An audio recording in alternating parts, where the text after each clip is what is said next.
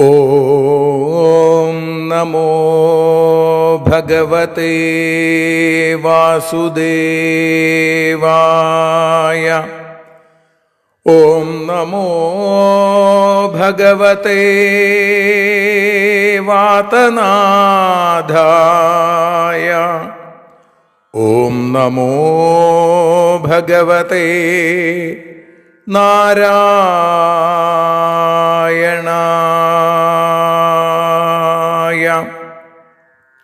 ഏവർക്കും നാരായണീയ മധുരം ആസ്വദിക്കാൻ ഒരിക്കൽ കൂടി സ്വാഗതം.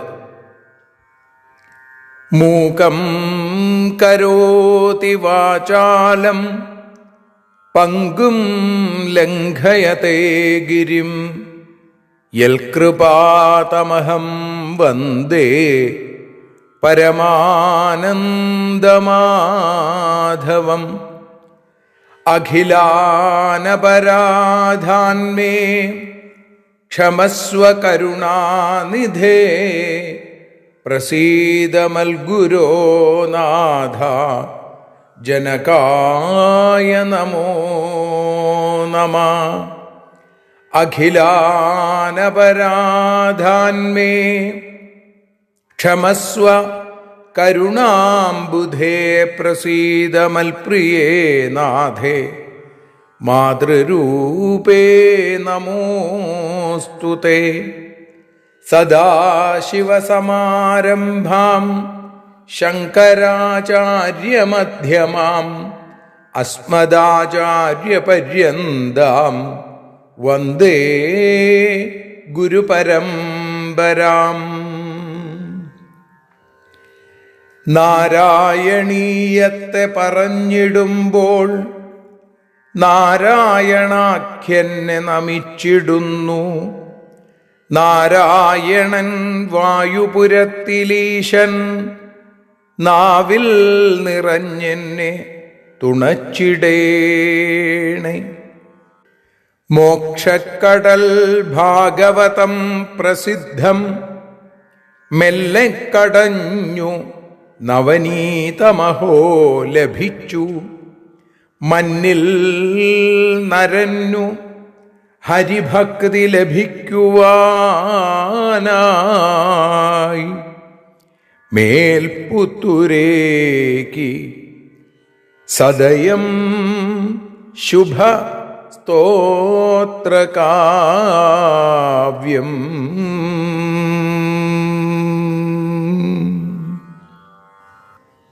ശ്രീമന്നാരായണീയം എന്ന ഈ സ്തോത്രകാവ്യത്തെ മരുതാലയപുരിയുടെ നാഥനായ പൊന്നുഗുരുവായൂരപ്പൻ്റെ കൃപാകടാക്ഷങ്ങളെ കൊണ്ട് നാരായണീയ മധുരമായി നാം ആസ്വദിക്കാൻ തുടങ്ങിയിട്ട് ഇന്ന് 57-ാമത്തെ ദിവസം. 6-ാമത്തെ ദശകത്തിൽ 2-ാമത്തെ ശ്ലോകമാണ് നമ്മൾ ഇന്ന് വിചാരം ചെയ്യുന്നത്, അല്ലെങ്കിൽ മനസ്സിലാക്കാൻ ശ്രമിക്കുന്നത്. ഈ ദശകം വിരാട് പുരുഷ വർണ്ണനയാണ്. ആ വിരാട് പുരുഷന്റെ സ്വരൂപത്തെ വർണ്ണിക്കണു. അത് പാദാദികേശമായാണ് വർണ്ണിക്കുന്നത്. ആദ്യത്തെ ശ്ലോകത്തിൽ ഭഗവാന്റെ ഉള്ളങ്കാലിനെക്കുറിച്ചും പുറവടിയെക്കുറിച്ചും നെരിയാണികളെക്കുറിച്ചും പറഞ്ഞു. അത് പാതാളവും രസാതലവും മഹാതലവുമാണ് എന്ന് പറഞ്ഞു. ഇനി അടുത്ത പദ്യത്തിൽ അധോലോകങ്ങളിലെ അല്ലെങ്കിൽ ബിലസ്വർഗങ്ങൾ എന്നറിയപ്പെടുന്ന ആ 7 ലോകങ്ങളിൽ ബാക്കിയുള്ള 4 ലോകങ്ങൾ എന്തൊക്കെയാണ്, ഭഗവാന്റെ ഏതവയവങ്ങളായി കാണിക്കണു എന്ന് പറയുകയാണ് പട്ടേരിപ്പാട് ചെയ്യുന്നത്. ആ 2-ാമത്തെ ശ്ലോകം ഇപ്പോൾ ചൊല്ലാം. ജംഘേ തലാതലമധോ സുതലഞ്ച ജാനൂ കിഞ്ചോരുഭാഗയുഗളം വിതലാതലേ ദ്വേ ക്ഷോണീതലം ജഘനമംബരമംഗ നാഭിർവക്ഷശ്ച ശക്രനിലയസ്തവ ചക്രപാണേ. ഹേ അംഗ ചക്രപാണേ തവ ജംഘേ തലാതലം ജാനു സുതലം ച കിഞ്ച ഊരുഭാഗയുഗളം വിതലാതലേ ദ്വേ ജഘനം ക്ഷോണീതലം നാഭി അംബരം വക്ഷ ശക്രനിലയഃ ച. ഇവിടെ ഭഗവാനെ വിളിക്കുകയാണ്, ഹേ അംഗ ചക്രപാണേ, ചക്രപാണിയായിരിക്കുന്ന ഭഗവാനെ. എന്താ ചക്രപാണി എന്ന് വിളിച്ചത്? ഭഗവാൻ ആ ലോകത്തെ രക്ഷിക്കുക, അതിനുവേണ്ടിയാണ് ഭഗവാന്റെ കയ്യിൽ സുദർശനം. അപ്പൊ ജനരക്ഷ, അതിനുവേണ്ടി ജാഗരൂകനായിരിക്കുന്ന ഭഗവാനെ പട്ടേരിപ്പാട് ഇവിടെ കാണുകയാണ്.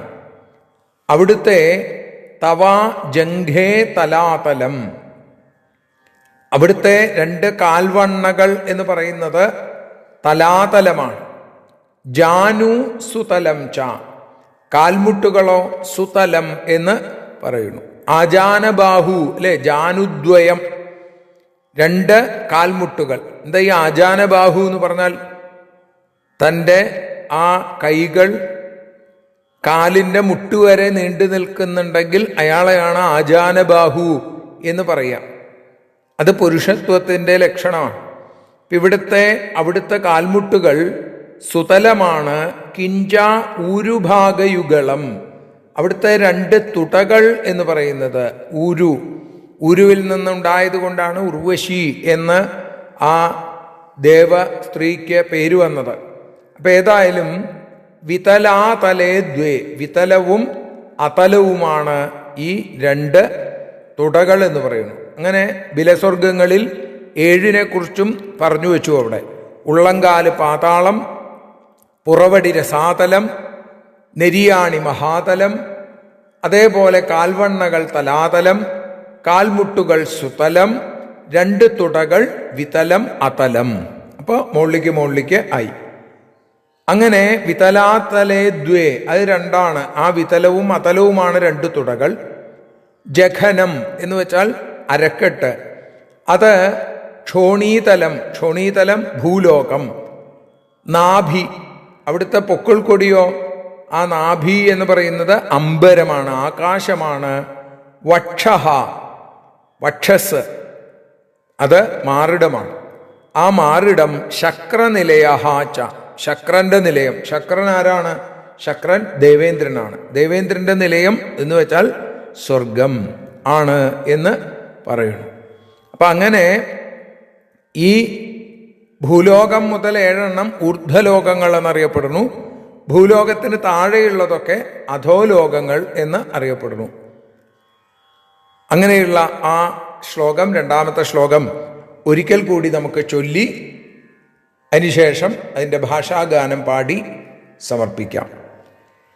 ജംഘേ തലാതലമധോ സുതലഞ്ച ജാനു കിഞ്ചോരുഭാഗയുഗളം വിതലാതലേ ദ്വേ ക്ഷോണീതലം ജഘനമംബരമംഗ നാഭിർവക്ഷശ്ച ശക്രനിലയസ്തവ ചക്രപാണി.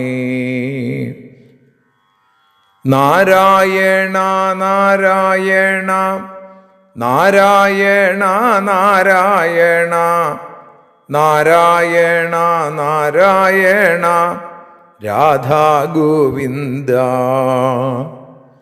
കാൽവണ്ണകൾ തലാതലം, കാൽമുട്ടുകൾ സുതലവും, വിതലവും അതലവും തുടകളല്ലോ.